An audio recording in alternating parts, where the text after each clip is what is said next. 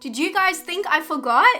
Did you think I forgot to review Longlegs? No, I have been waiting. Thank God. Whatever horror god there is out there that this was only a week later, Australia got this released a week after America, because you guys, I don't know what you thought happened, but I didn't forget. I have been waiting and I am finally ready to go see Oz Perkins' Longlegs. I am so hyped. I know Oz Perkins from Legally Blonde originally, and I do think his films have very interesting pacing. So I'm very excited to see how that translates into a crime horror thriller. Longlegs stars Micah Monroe, Blair Underwood, and Nicolas Cage. And it's the story of a FBI agent who uncovers a series of clues that she must solve to end a terrifying killing spree. I have not watched the trailer. I have avoided so much. I did watch the teaser trailers when they originally came out, but that was so long ago, and I've managed to avoid a lot of imagery. I've seen you guys posting, I'm scrolling past really fast,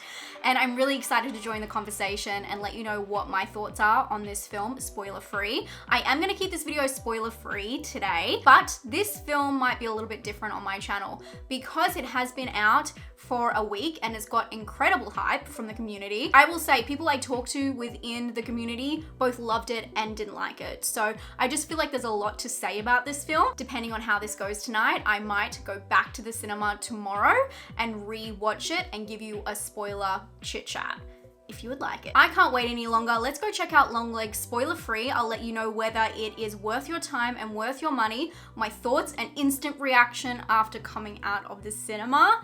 Let's go. I'm walking to my car and I just feel so lucky because it's winter here and it's stormy. It's gonna storm. This is the best atmosphere.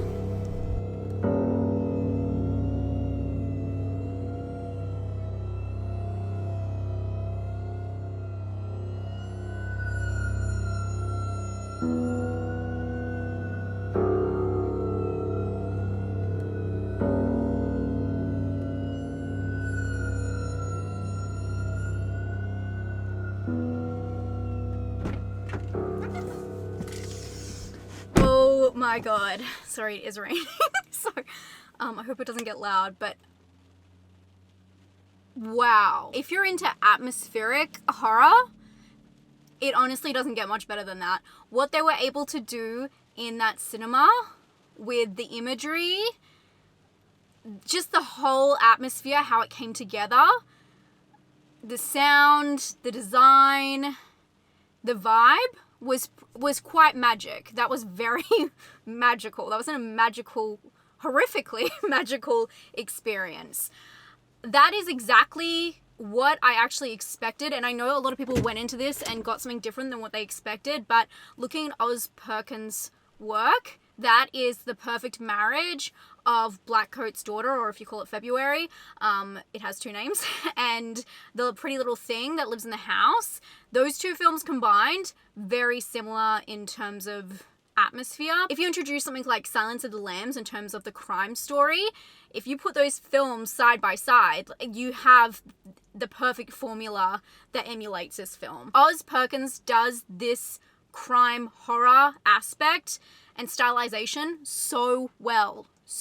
But I do think that this, like most movies, will hit the mark for a particular audience. People who are looking for atmospheric horror, people that go off vibes, people are into a little bit of experimental aspects and stylization with their horror, people who just want that creepy dread feeling and let story take a backseat. I will say, I feel like this film was less ambiguous than I thought it was going in that direction. So that was a really big surprise. In saying all of that, this film is about a green detective who gets brought on and starts on a case and becomes entangled with this case of a serial killer called Longlegs. I loved Nicolas Cage in this film. I think that this worked perfectly. He was so suited to the character. I can't say too much more about that because of spoilers, but I just really think that it worked for him, and it was a really good pairing. Let's talk about how they created this atmosphere without spoilers. This film plays with aspect ratio, it plays with wide angle, it plays with composition, lots of headroom, lots of negative space, and then the opposite, lots of cluttering, lots of overwhelming the frame and overwhelming the audience. It plays with the idea of nostalgia by showing you... Is it getting loud?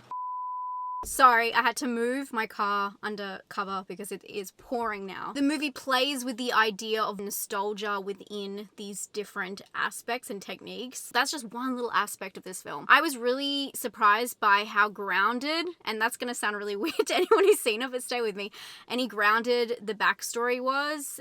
It is at its core an investigation horror movie, and that's why I bring in Silence of the Lambs. It's nothing like Silence of the Lambs, but it's the same thing where we're following a female detective try and figure out a case and really pick it apart, and somehow she's the only one who can do it. And I really love investigation horror, so to pair that with such a strong, dark, it's like very dark and grim, the atmosphere and how they were able to contain that all within one story was really interesting.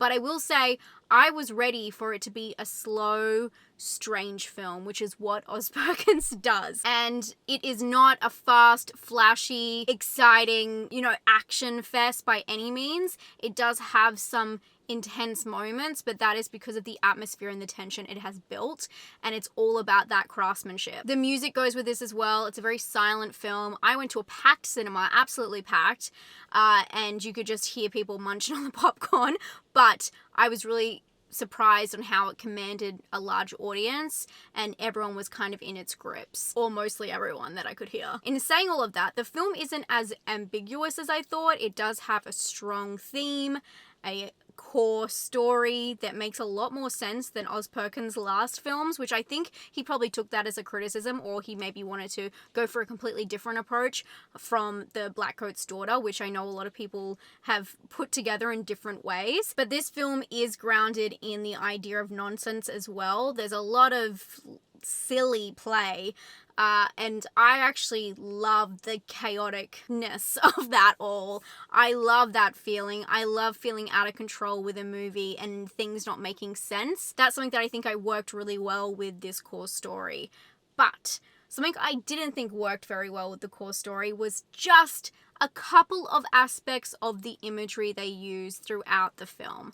Just one or two things, and if you guys do want me to do a spoiler chat, I will talk about those things. Two things in particular that I just did not think fit everything else they build up, and it kind of took away from it. I wasn't really into that. I also felt like it explained itself in a really amazing way for some audiences, but can take the mystery out of it for some others. I really have to marinate on the ending of that and the conclusion, but I do think all in all that was absolute magic that I saw in the cinema.